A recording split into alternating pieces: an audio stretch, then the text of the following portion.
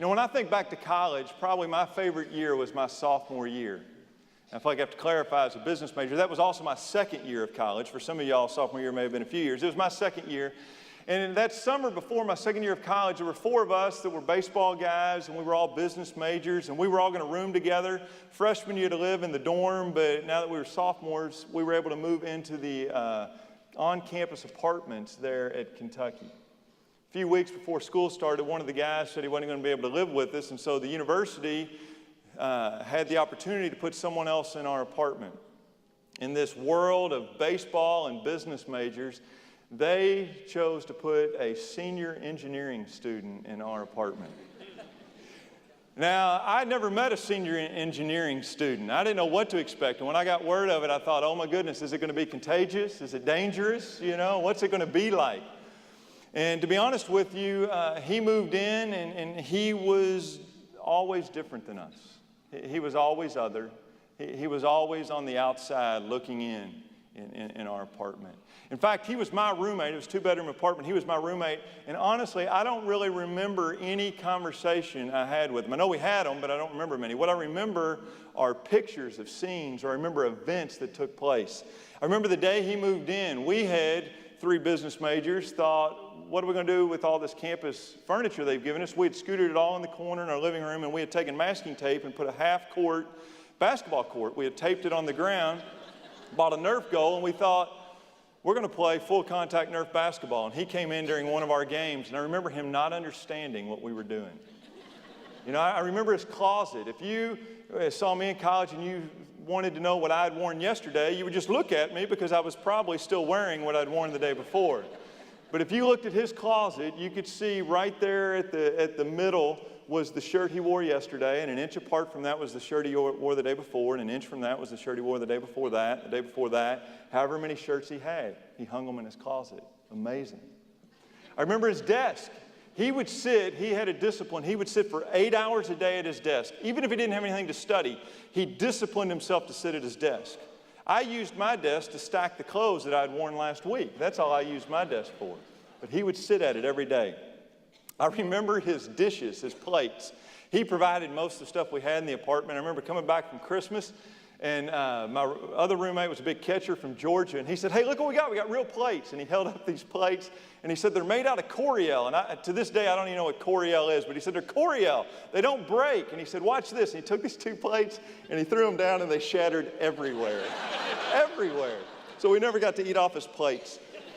I remember one time, I don't even remember what we were doing, but I remember catching his bed on fire, and the image I have in my head is pushing his smoldering mattress out the window as it was burning. And one of the memories I have is on his birthday, somehow one of us thought it would be funny for him and for us to grab him and carry him outside and run along the apartment buildings while he was in his tighty-whities. And there we were with him on our shoulders, and he was in his underwear. And when I look back on that, I think that was probably more fun for us than it would have been for him, you know? But the truth is, we never set out to be unkind. And I think in our way, we were inviting him in. But we always were inviting him into our world, and we were inviting him in our way.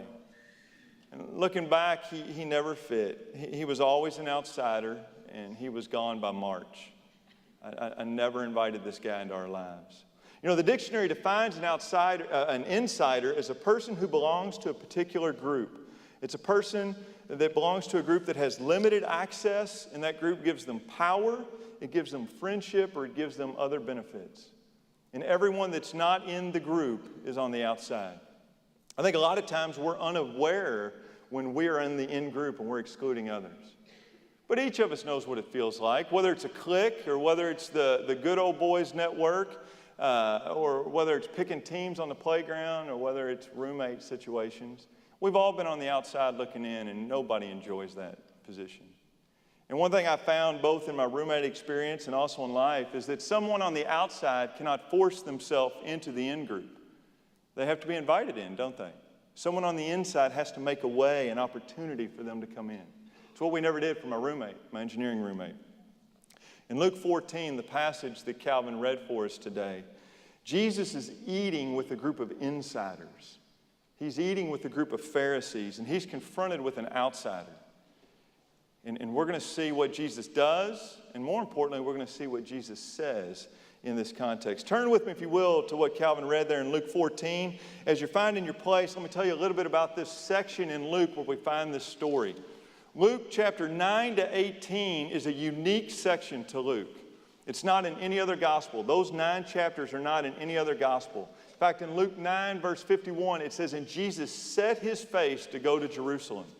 And we get 9 chapters, chapter 9, 51 through chapter 18, of Jesus walking with his disciples along the way. As you read those chapters, you can just think that you are hearing Jesus' teachings to his disciples about what it means to be a follower of Christ, to be related to God, as he is preparing to go to his death. He's preparing these men for when he leaves. And it's in this section that we find his teachings. In fact, there's 17 parables in this section. Many of the parables that you would know if I read them off to you, they come from this section in Luke as Jesus is teaching and training his disciples. One of the key themes is, how should a disciple of Christ, how should someone who's rightly related to God interact with other people in this world? What we find in Luke 10 is the story of the Good Samaritan. The question is, who's our neighbor? The answer is, everyone is our neighbor. Anyone in need is our neighbor. We find the story of Zacchaeus, Jesus eating with a tax gatherer at his house. Often in this section, we see Jesus at meal times, and he's eating with tax gatherers and sinners. But we also see in this section there's a great deal of conflict, growing conflict between Jesus and the Pharisees. And this passage we're in Luke 14, is one of the climactic, pivotal conflicts between Jesus and the Pharisees. Luke, like any good storyteller, does a great job of giving us the setting. And I think sometimes we can read over it too quickly. So I want to point out 5 things in verse 1 that gives us the setting to this story that Luke is going to tell us. Look at it with me. It says, "It happened that when he went into the house of one of the leaders of the Pharisees on the Sabbath to eat bread, they were watching him closely." First, notice where he is. He's in a house. He's an invited guest in a house. And it's not just any home.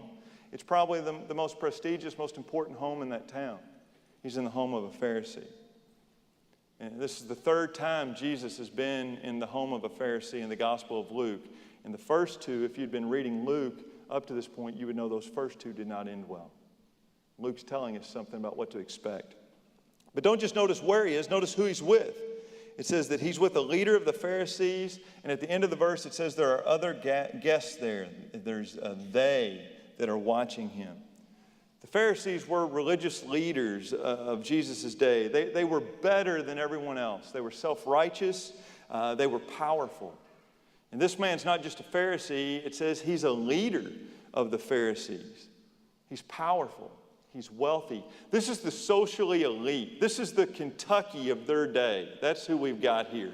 I mean, this is the cream of the crop, is who we have. And it's not just this one man, but it says that they are watching him. There's others there as well. There's other guests. They would have been also of high status. It would have been a who's who meal. This would have been a meal you would want to be invited to. This is the kind of place and the kind of people you'd want to be around. This says something about you if you could be with these kind of guys. But don't just notice who he's with, notice what he's doing. He's eating a meal.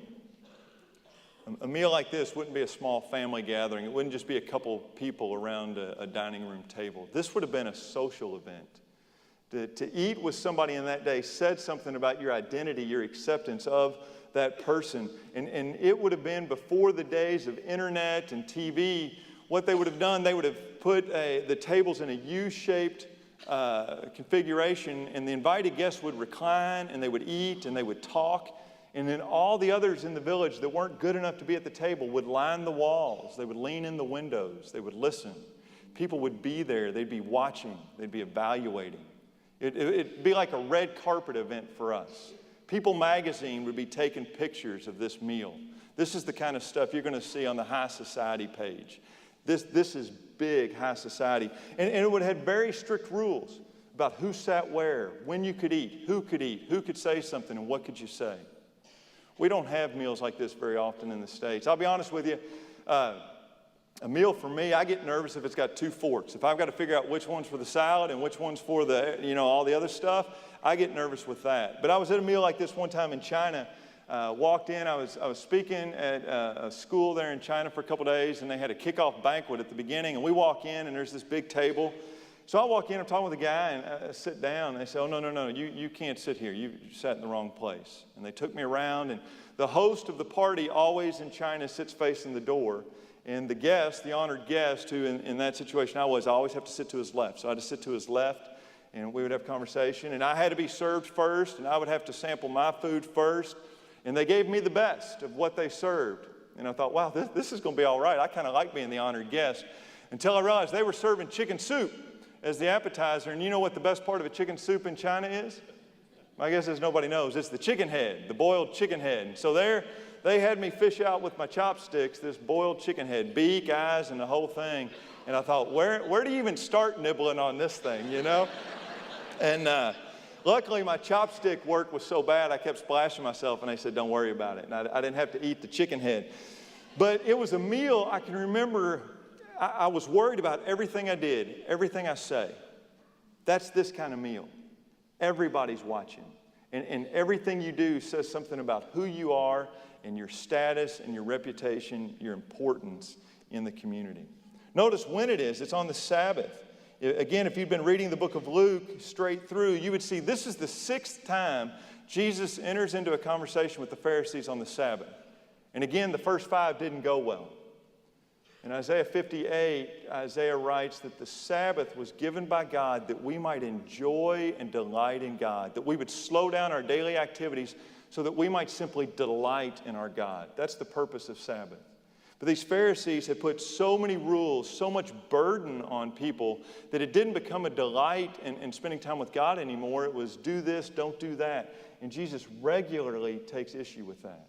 And so this is on the Sabbath. And the Sabbath is a day that always leads to trouble for Jesus and the Pharisees. Finally, the 5th thing, notice what the guests are doing. There at the end of verse 1, it says they were watching him closely.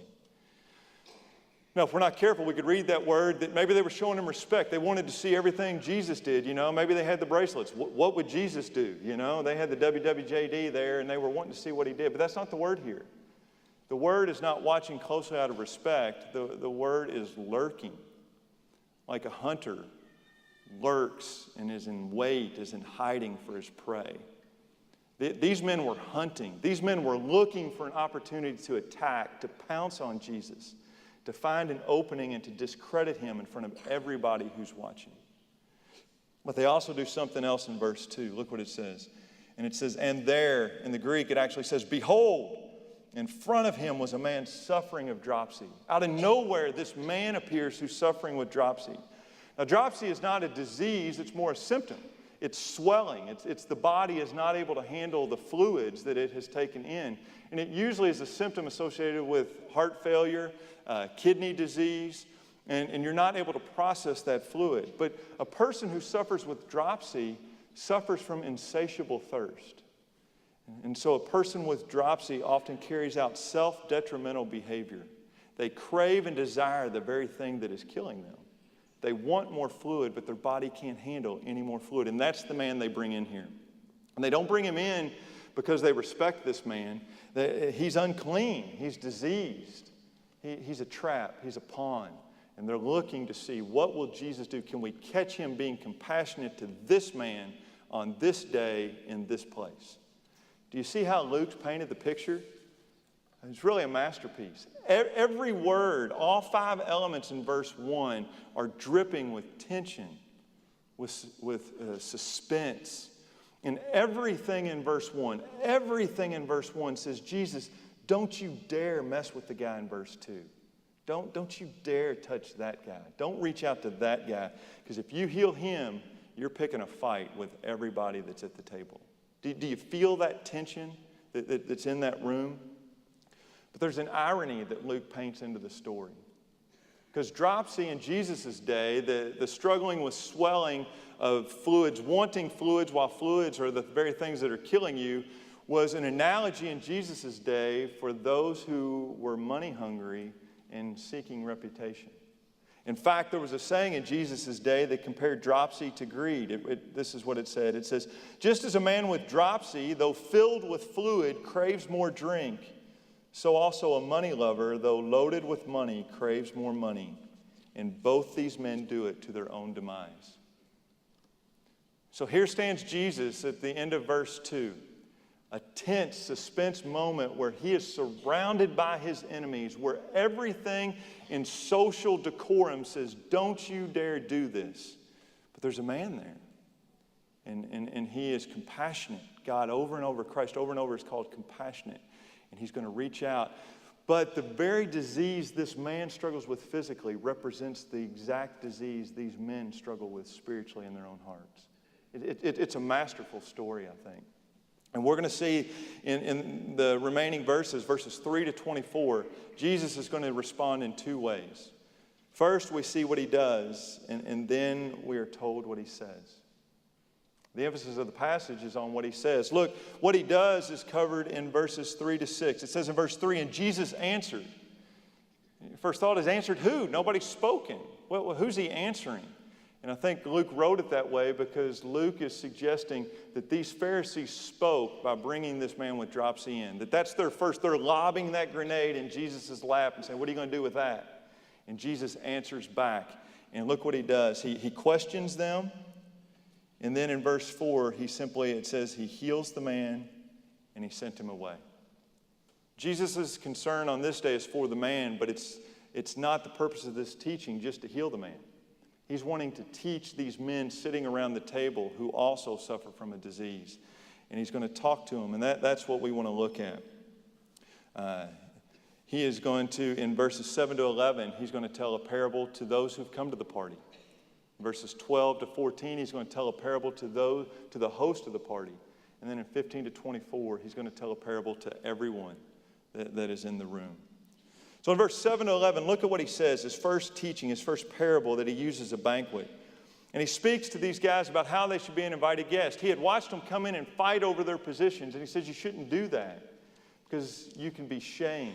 You should be humble and take a lowly seat so that you could be exalted in this context instead of taking a lofty seat and being asked to step down. Now this would have been good advice. Everybody in there would have said, right on, Jesus, high five. That's good stuff. That's good advice. In fact, rabbis, we've got commentaries where rabbis gave that exact same advice. That's just common wisdom. In a place where you can be shamed, don't put yourself in a position to be shamed. Put yourself in a position so that you can be made to look good in front of others.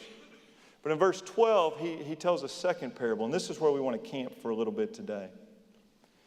And it says, he went on and said to the one who had invited him. So he now tells a parable to the host. And he moves from giving good advice. He's not giving good advice anymore.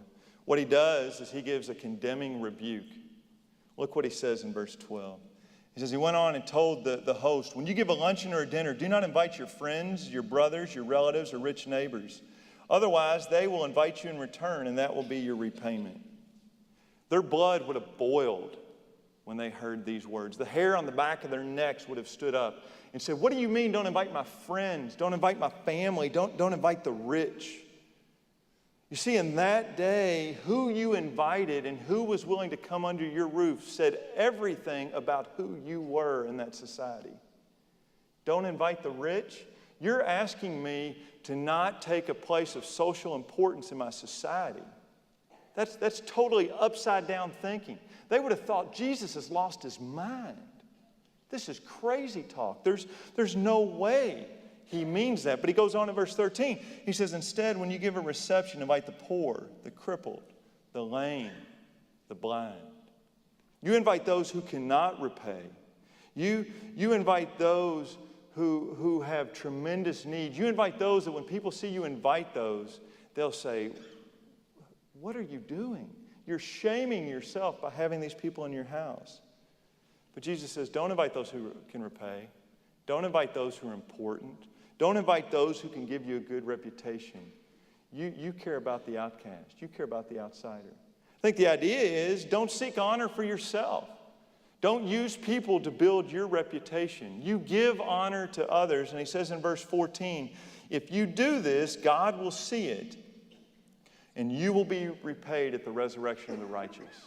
This is the first time Jesus talks about the resurrection in the Gospel of Luke, and he does it in the context of caring for the poor. I think Jesus, when he's looking at these men and the way they play and share significance and importance, he's frustrated and he condemns their actions, he condemns their attitudes, and he condemns their identity. And I think all three of those speak to us today just as it did to them. First, let's look at actions. I want to look at actions towards outsiders. The context of the story suggests that the Pharisees brought this man with dropsy in with sinister reasons. A Pharisee cared a great deal about table purity. A Pharisee cared a great deal about his social status, what other people thought of him. A Pharisee did not care a great deal about some poor, sick man. And Jesus knows that. This man was unclean. He was diseased. They never would have let him eat at their table. And Jesus rebukes them for it. He calls attention to their behavior, but he doesn't rebuke them because they brought him in. He rebukes them because they didn't give him a seat at the table. They didn't say, pull up a chair, pass a plate. That this man should have been seated there. The issue's not with his presence, it's with their treatment of him. And I think the first principle is Jesus is communicating about their actions, that those who are related to God, as we are related to God, must care for people with caring action. We must value them and not use them for ourselves. You know, here at DBC, we've got a long history of being involved in the community. Alan Tracy Jacobson and others built Vision Ministry over 20 years. And in recent years, we've had new ministries that just the members of the congregation have started up, whether it's garden or cattle or eggs or a whole host of ministries. And you were passed out a couple of flyers when you came in today. And I want to ask you just to watch this video that talks a little bit about how we as a church are trying more and more to care and to have loving, caring action for those who are outsiders in our community. And then Michael Pirtle is going to come up after that and is going to share, just walk you through those flyers for a few minutes. So please watch this video. When we talk about local outreach, we're really talking about people who are in the cellar of their lives. They're either emotionally, spiritually, or physically broken. In the past, the church has often tried to meet those needs by keeping those people comfortable in the cellar, where they are surrounded by friends, family, and other relationships that keep them trapped in that environment. Where we are going as a church is to help people move out of the cellar. And that can only be done through education and relationships. So what we are doing in Vision Ministries and our other outreach ministries is offering people a ladder. And our goal is to get people up the ladder by either going into the basement and helping them or coaching them as they climb for themselves. And our desire is to see people have a reconciliation with Jesus Christ and have a lasting relationship with other people in the community. People that can pour into them and help them grow. And ultimately, through Christ and community, people can start the pathway to discipleship. This does not mean we move people from poverty to middle class. You can still be in poverty and have a joyful and content life. But now you're in a relationship with Jesus Christ and walking with like-minded people. And that is ultimately what we want to see. People walking to the cross and serving God in the way He has gifted them.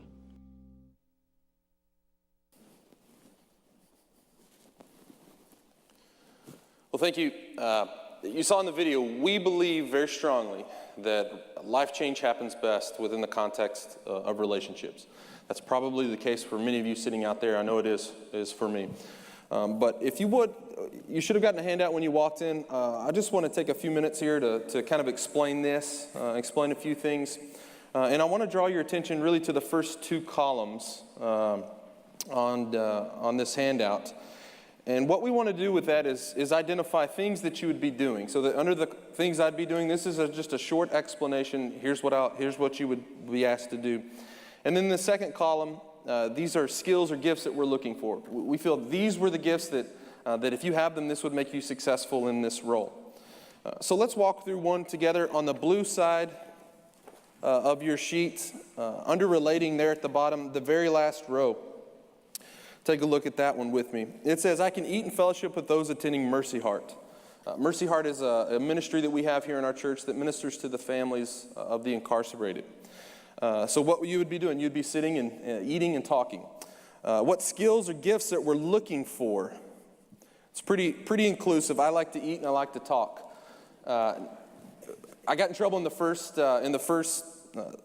service because I mentioned that we even have a few things on here that Kendall likes to do or can do, but I didn't want to mention that this one. But in all seriousness, you might be asking, is that really service? Is sitting down and eating and talking with someone really an act of service? And we would say absolutely it is.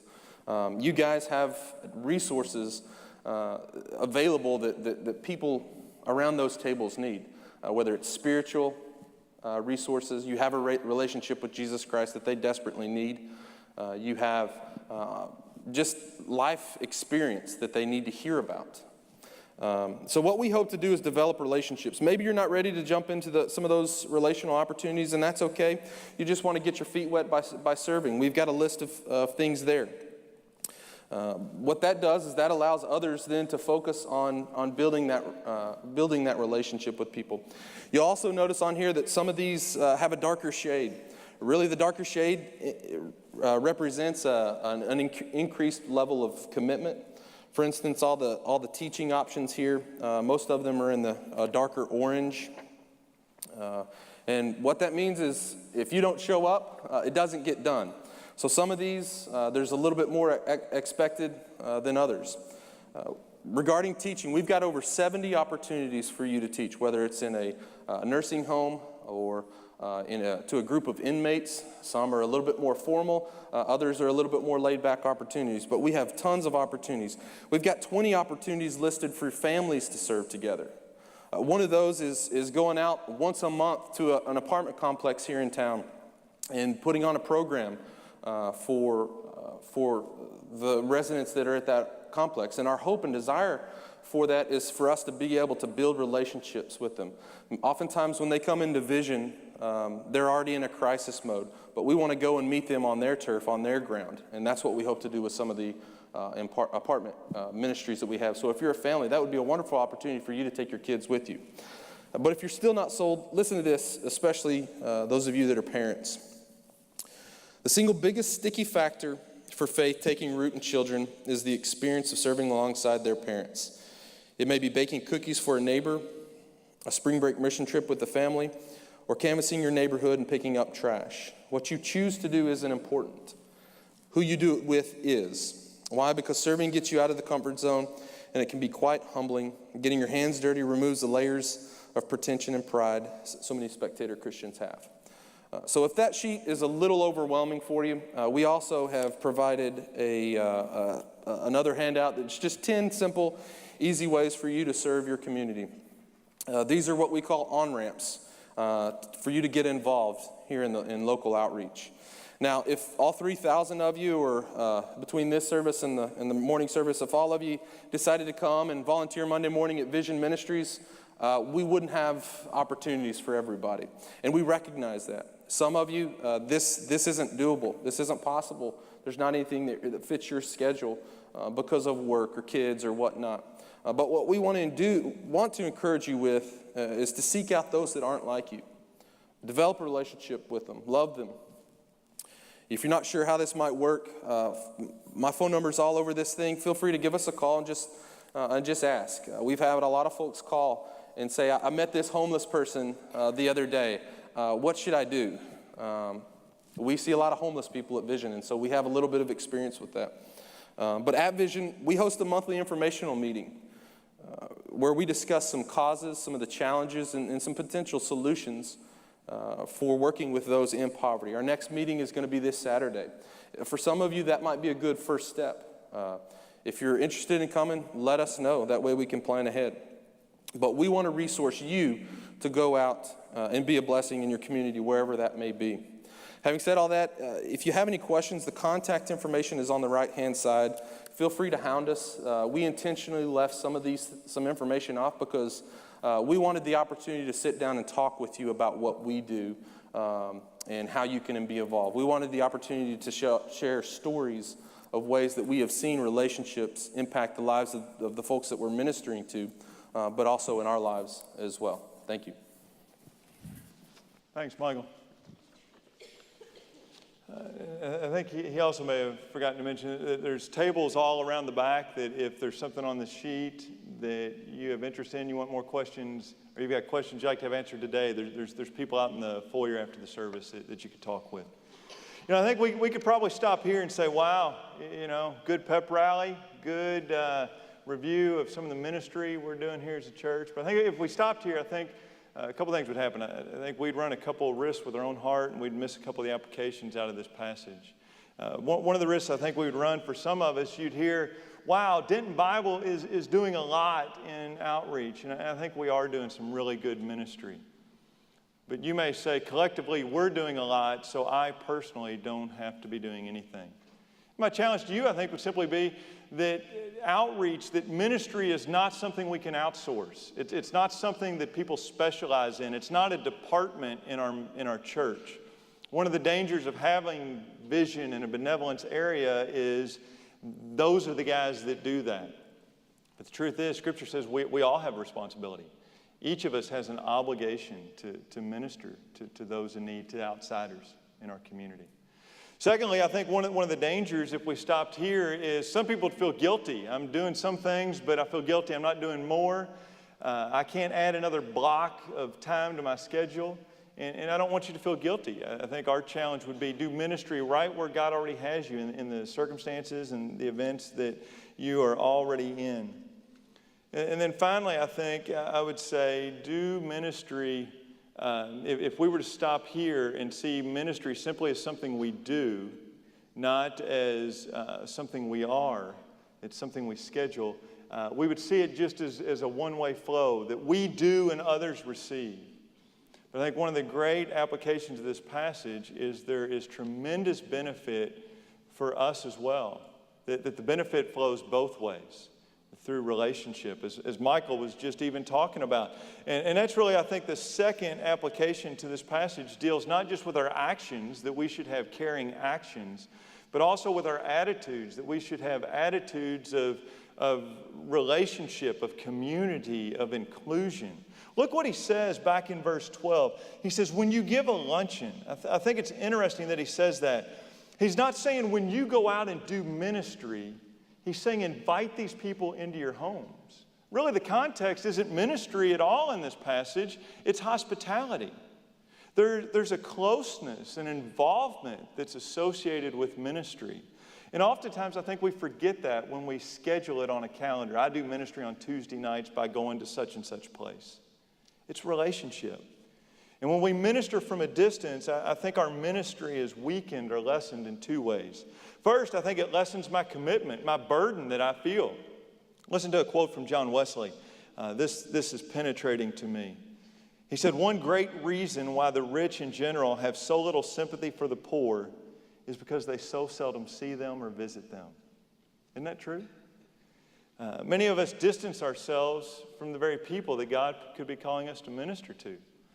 That we live at a sufficient distance so that we're not challenged by the needs of people around us, or we're not challenged to think about how my life decisions, what I spend, what I buy, where I spend my time, impacts other people that I don't see. A few years ago, I was trying to learn more about our community and see where there were opportunities to minister. And I was talking to a policeman friend of mine, and he said, one of the greatest areas of need in our community is Fredmore Park. And I was embarrassed to say, I've lived in Denton 15 years, and I don't know where Fredmore Park is. You may be surprised to know it's a mile from here. That I drive within a quarter mile of Fredmore Park every day when I drive to and from the church from my house. And I never knew it was there for 15 years. That even the way the streets were set up, the way I drove, I was unconscious to the need that was literally just in walking distance of where I go every day. And it's right there. But I think there's another reason or another danger of ministering from a distance. It doesn't just lessen the burden I feel to minister, but I think it also lessens the effectiveness.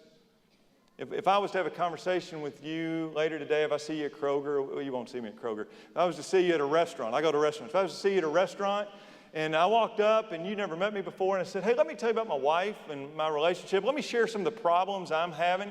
Let me ask you personal questions about your marriage or about maybe issues you're having in your life, and it's the first conversation we've ever had. What would you think? Some of you may think, well, he's a caring guy, but most of you, I think, would think, he's weirder than I thought he was, It's invasive. It's inappropriate at times. And I think there are times when we need to have immediate, direct, clear gospel presentations. I'm not going to see this guy again, and so I need to present the gospel to him right now. But I think we often forget that one of the greatest gifts, one of the greatest tools we have as Christians in sharing the gospel is friendship. It's relationship. It's walking with others as we share with them. There's a great quote in a book called Friendship at the Margins. I just want to read you a little bit of it. The author says, William Booth, the co-founder of the Salvation Army in the 19th century, understood the central role of friendship in mission to those on the edges of society. Reflecting on his ministry with those who were desperately poor in the slums of England, Booth wrote this: God, it is said in old times, that he places the lonely in families, quoting Psalm 68. But somehow in our time, the lonely wander alone in the midst of a careless and unsympathizing world.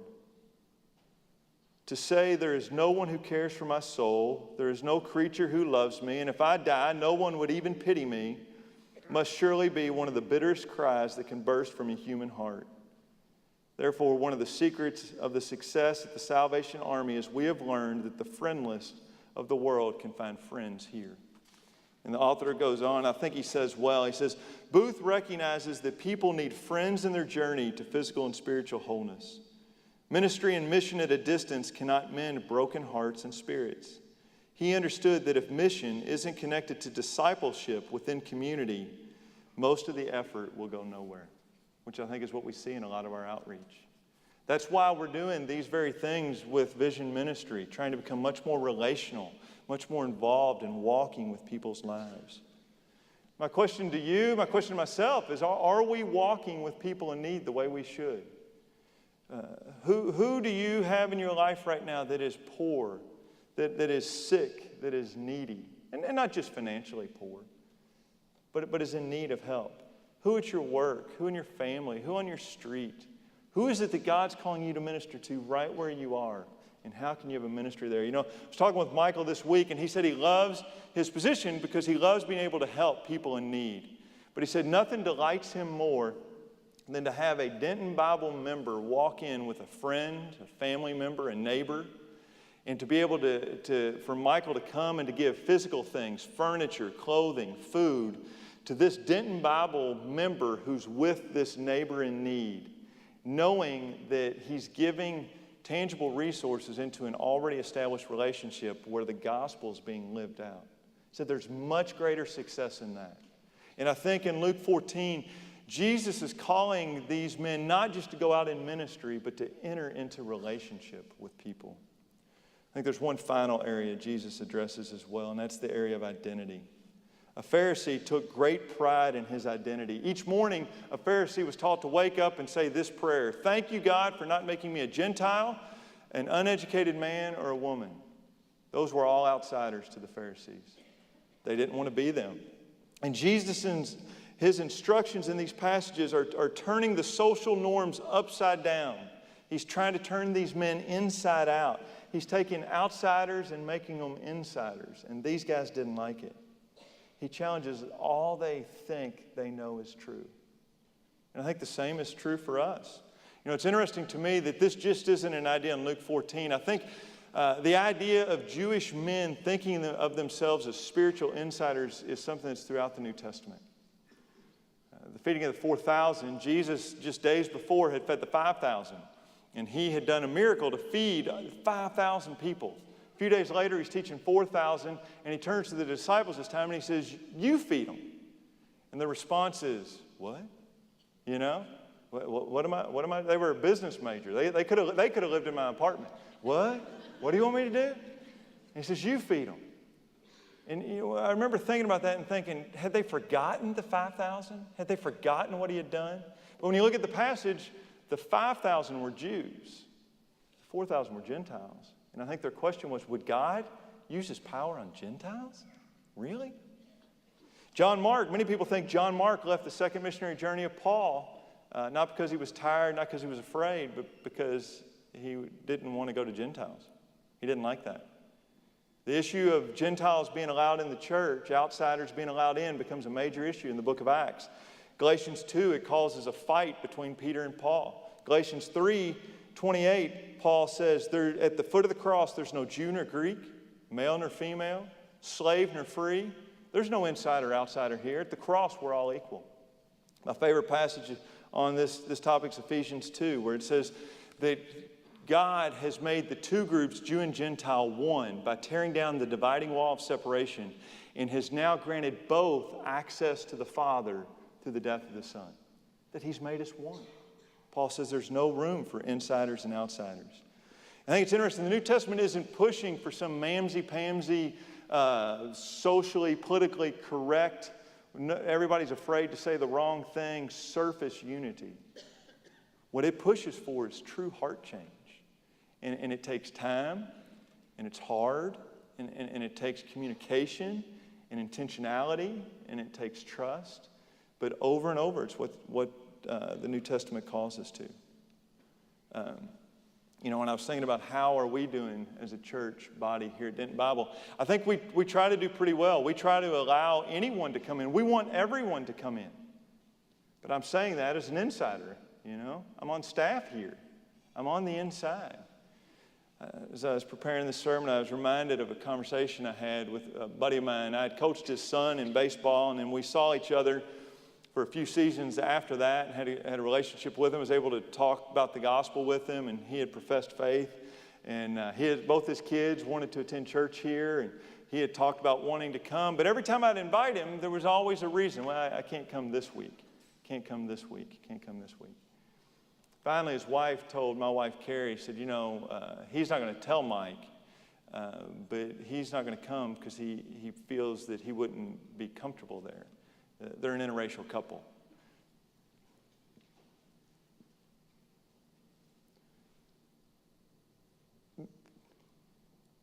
That should be discouraging, devastating to us. That here's a guy that needs a church home. Here's a guy that is lonely for fellowship, but he feels he wouldn't be welcome here. And we're not doing anything intentionally to not welcome him, but it troubles me that he would have that perception. We want to be a body that anyone feels welcome, that everyone feels welcome. And I think we as insiders, we have to take the initiative. Just as I needed to do that with my engineering roommate, we have to be the ones that do that with those who feel like outsiders.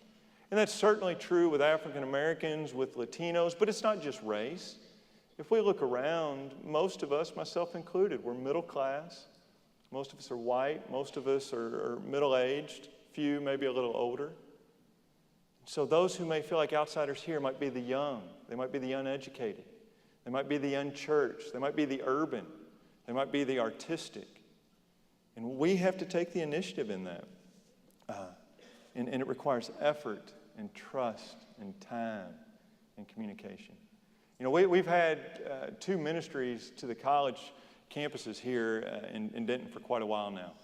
And the way they just developed, one was more of an urban ministry, and it attracted more African Americans. And then one was more a traditional college ministry, and it attracted more white. It wasn't set out that way. It's just kind of the way it happened. This past year, there was an intentional effort to bring them together. And that's led to some really healthy conversations, difficult conversations, but healthy conversations. One of them I thought was very interesting. The traditional college ministry takes every spring break what they call an urban experience. So they take these college kids and they try to take them into an urban setting in the U.S. to do ministry outside of their norms, to put them in a place that makes them uncomfortable, that's different, it's a little bit dangerous, and to push their faith. Well, when the urban ministry joined in, some of the people in the urban ministry had been resettled here through Katrina from New Orleans. And one of the urban experiences was going back to New Orleans this year. And as they were talking about it up front of come get this experience in New Orleans, some of the guys said, hey, wait a minute. That's not an experience. That's not a get outside your comfort zone and get in a dangerous place. It's home. You're going to my home. And it led to some very difficult conversations, but very good, very healthy conversations. Not little political correct stuff, but real change, I think, in both groups. It was very healthy. think it's interesting, in the New Testament, Paul never says the issue of insiders and outsiders is so great that we're just going to give the synagogue to the Jews at 9 and 11. They're the biggest group. We're going to let the Jews come at 9 and 11. They'll be in the big room in the synagogue. And then we're going to put all the outsiders, the Gentiles, we'll give them the chapel, the synagogue chapel at 3. Paul never says that. Paul says the dividing wall of separation has been torn down. It's removed. That we are now one. There's no insiders, there's no outsiders here. There is out in the world, but there's not to be here. And he says we need to live that way. And I think that's a challenge to each of us, especially to those of us who are on the inside. Because remember, an outsider can never force his way in, and most times an outsider won't force his way in. But an insider has to invite him in. Just want to look back at the passage real quick, and we'll close with this. Just 2 quick observations. Jesus has one more parable. I imagine at this point you could have cut the tension in the room with whatever you cut tension with. This would have been the most awkward silence ever known to man. And there's a man sitting at the table in the back of the room. There's one of these guys in every party. There's one of these guys in every group who is just awkward. He's uncomfortable. And so verse 15, he speaks up. Jesus just talked about the resurrection. He speaks up. Woo, that's going to be some kind of party, isn't it there, Jesus? He had to say something, you know. So he says, look at that in verse 15. Wow, blessed is everyone who's going to get to eat that bread at that party, Jesus. And it leads Jesus to tell one more story. We're not going to look at it, but I want to make 2 observations out of it. The first is in verse 21. Notice who Jesus says that God will invite to his party. It says, when the slave came back and reported this to the master, the head of the household became angry and said to the slave, go into the streets and the lanes, bring the poor, the crippled, the blind, and the lame. It's the exact same list that Jesus has just told the Pharisees they should invite. I think the principle is simple. Why is it that you and I should care about the outsider? Why is it that you and I should care about those who aren't a part of our in-group? Because God does. Because God does. And those who relate to God should seek to be like God. And God cares about those people. And then the second thing I just draw from the 5 verses before that in that parable. You see, there's many insiders at that party that Jesus says will not taste of the dinner, that were at his party. He says in verse 24 that those who are invited shall not taste of my dinner. It's not because they weren't invited. It's not that Jesus values the poor more than he values the insider. But it's just that those men were seeking invitation to the wrong party. Those men were seeking status from the wrong group of people. That they cared more about what their friends thought than what God thought about them. And I think by telling us this story, what Luke is trying to do is to transition the tension that had to have existed in that room. The suspense and the drama that was in that room. And he takes it from that room and he puts it in my lap and he puts it in your lap. He puts it in the lap of the reader. And he says, are you invited to that party? The answer is yes. But have you accepted the invitation? And I think that's the challenge for each of us today. That's the question for each of us. There's really one party that matters, and it's the great banquet feast of the Lamb. It's eternal life with God. And Scripture elsewhere tells us the way we receive that is by recognizing our own inadequacy, by recognizing our own need, and seeing that someone has died in our place, that has paid our penalty, that has taken us who we each were outsiders and has offered to bring us into the family of God. And my challenge would be to you, if you've not done that, that even this morning you would consider that challenge of Christ. That this morning you would open your heart to the gospel and the truth of a God who desires you to be in his family. So I'd ask you to do that as I pray. Father, we do thank you that we as outsiders have been brought near to you through the cross of Christ. And Father, I pray that as we look at this passage and as we see Jesus get in the face of these men and challenge them in their actions and in their attitudes and ultimately in how they define who they are and who others are, that we couldn't walk away without asking those same questions about us. Do I have caring actions? Do I seek relationship and community with those that are typically outside my normal social circles? And Father, do I see not me and them, but do I see us as you see us? And so, Father, we pray that we would be a church that is open, that is inviting, all men, all women to the foot of the cross. May we not be a stumbling block in bringing people to you. Thank you for this day. In Christ's name we pray.